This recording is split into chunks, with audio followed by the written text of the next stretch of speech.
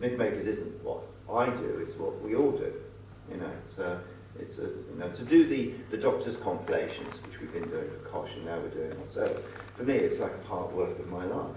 It's wonderful to be able to put them out and just have the eras and the memories of most of the people who worked in those eras, sort of collected for posterity. Sounds a bit arrogant, I don't mean it that way, but I think it's a nice thing to be able to do.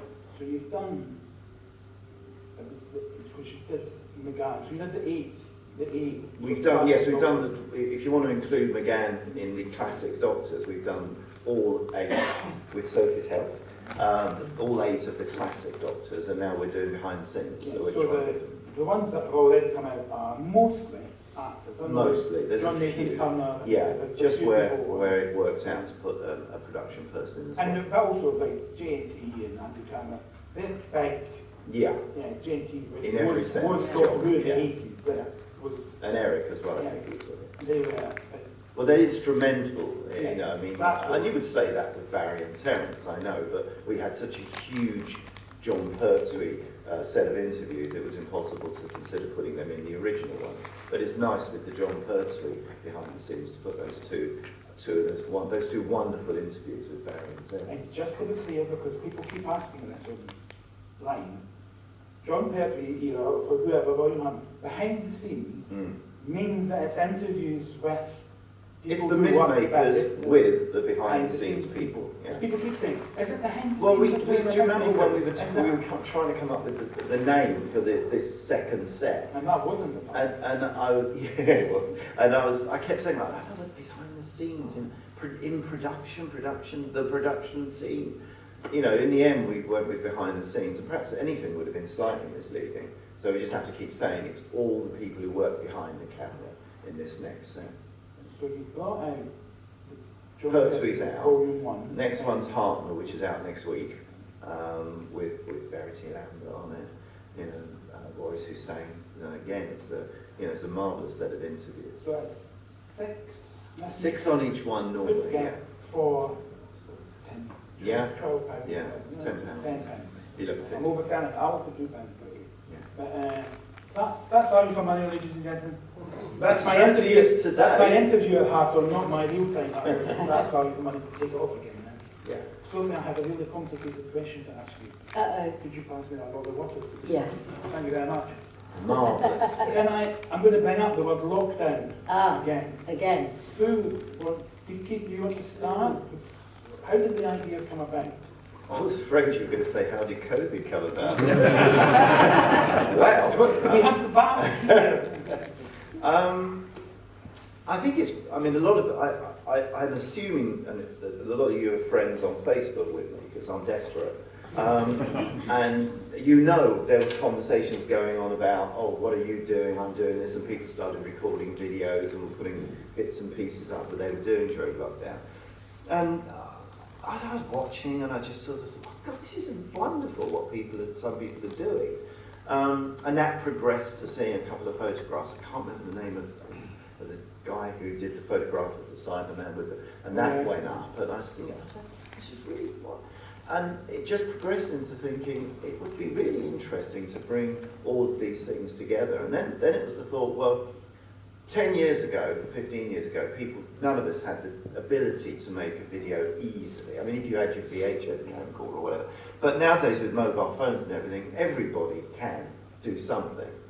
And I thought, why don't I just put it out, ask everybody, you know, whatever you've been doing, do you want to make a film of it? Don't worry about the quality, just how you shoot it. Just shoot it landscape and on portrait, and send it in, and let's see what we get, and we'll make a production about what people have been doing.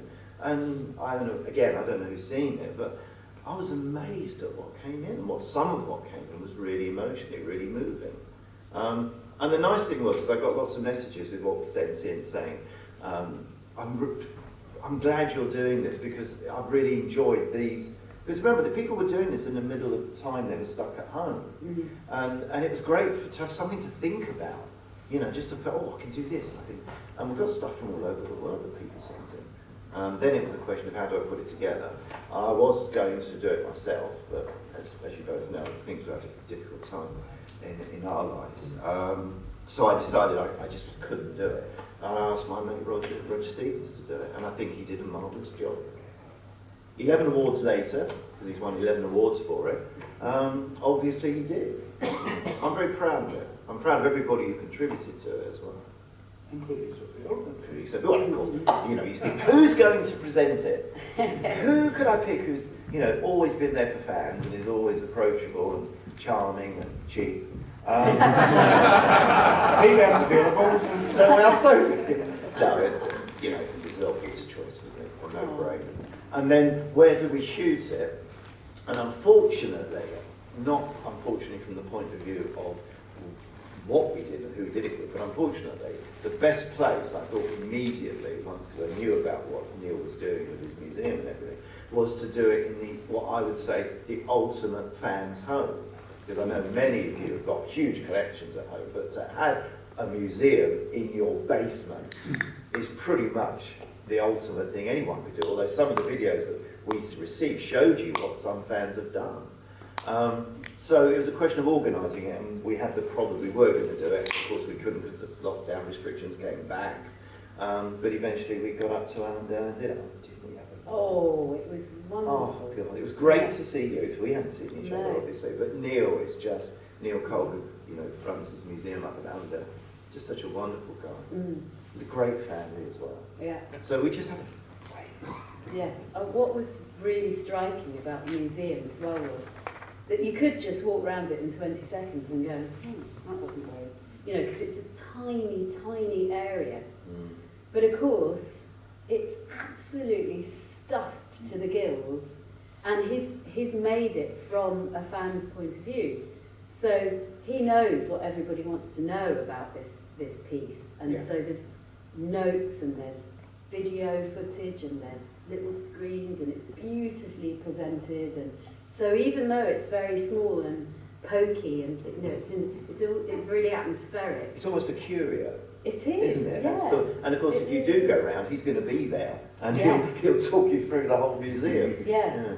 And he's not lost for words, is he? Well, you wouldn't need to say we couldn't get a word in edgeways, yeah. Yeah, we're the biggest talkers, and then Neil's but Neil's on definitely level.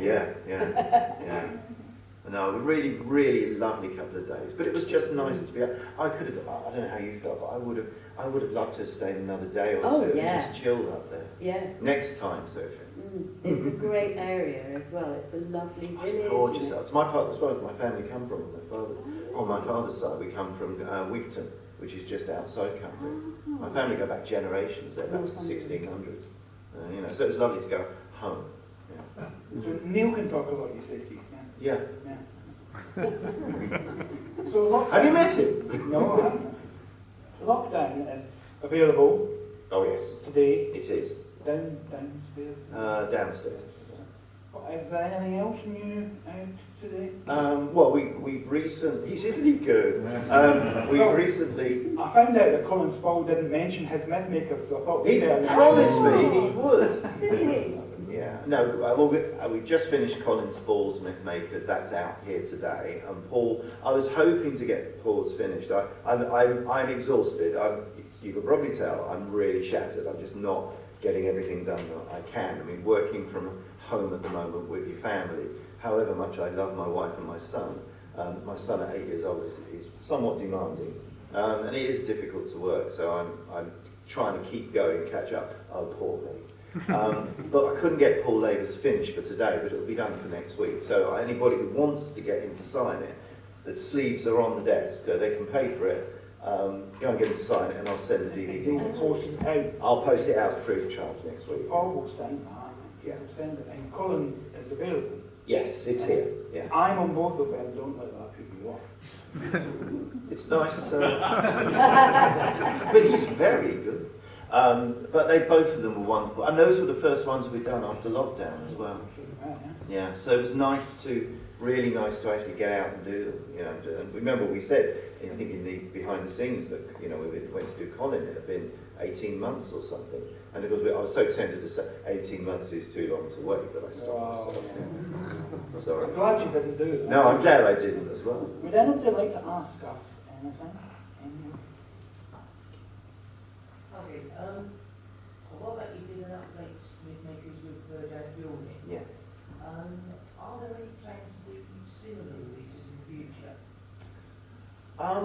I think well, with Janet, I'd always wanted to update it because it was the only one that, out of the original 14 that we did that were half-hour interviews, and I'd never ever got to update her one. So it was something that Robert and I had talked about a lot. I wanted to do, and I'm really pleased. She was the only one left. The only one left. Half-hour one that had never been I mean, up, if you like. it's always difficult because, I mean, since Sophie's here, I could talk about Sophie. We did your original Mythmakers after you finished the programme.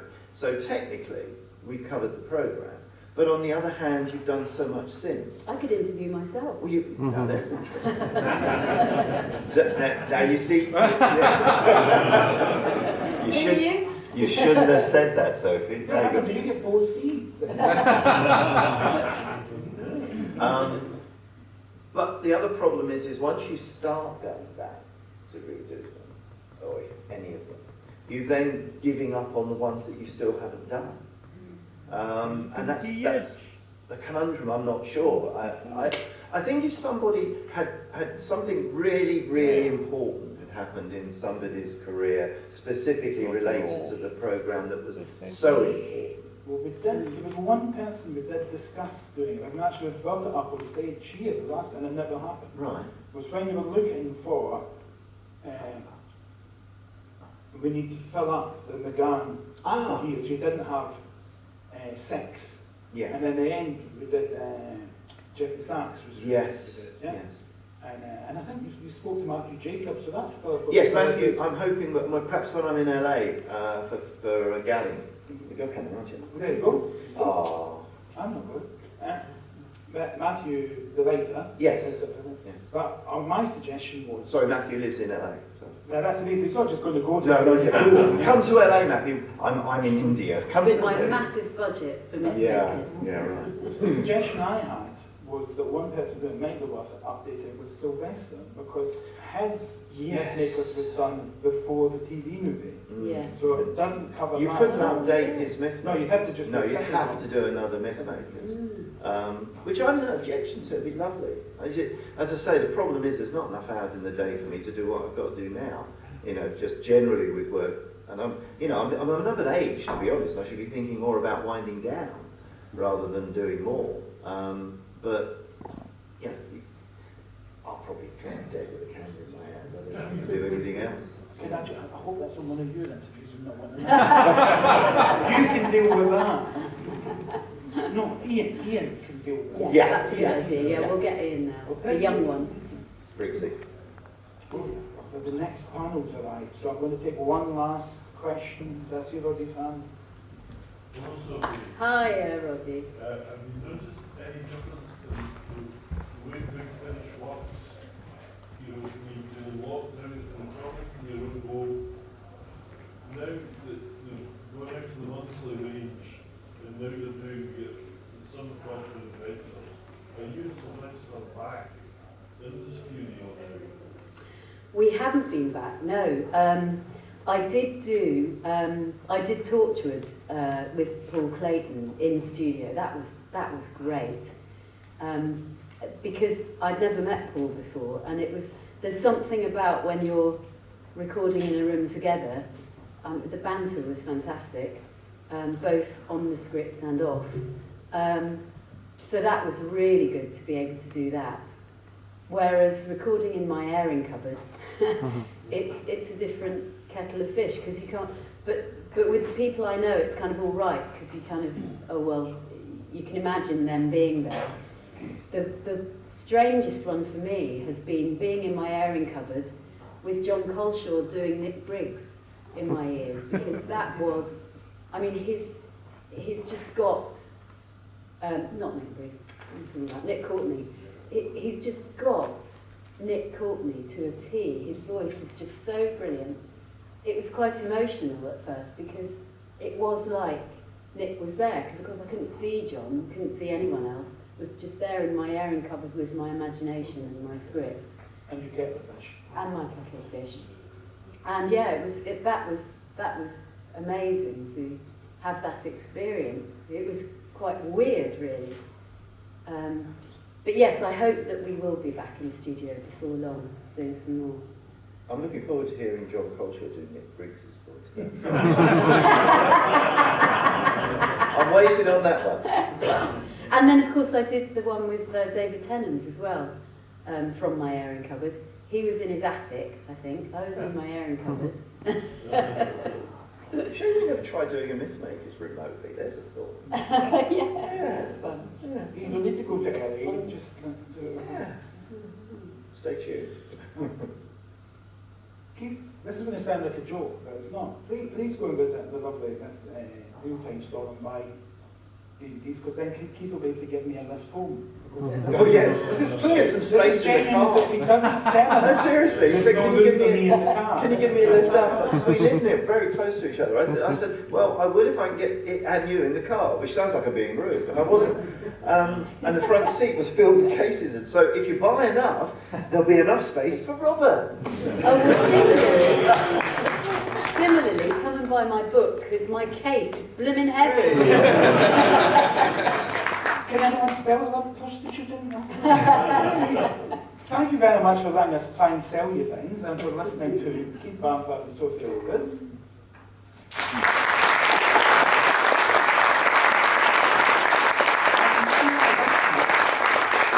The legend that is Paul Labour. Yeah. Who recently recorded the Mythmakers interview and is bound to mention it at He's some going point to on mention stage. it. Yes. Yes. Yes, before we hand over to the next panel, one sentence, ladies and gentlemen. Can I just mention the in Cinema 2 here? I put Cinema 2. Oh, it's not about us.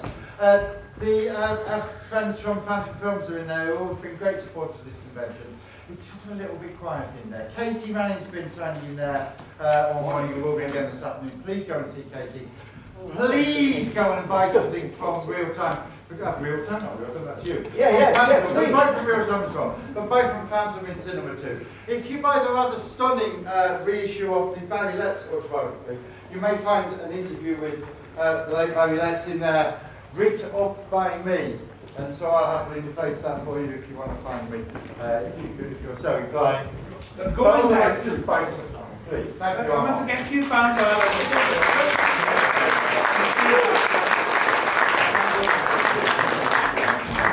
I'd endorse that. I've been to the Real Time.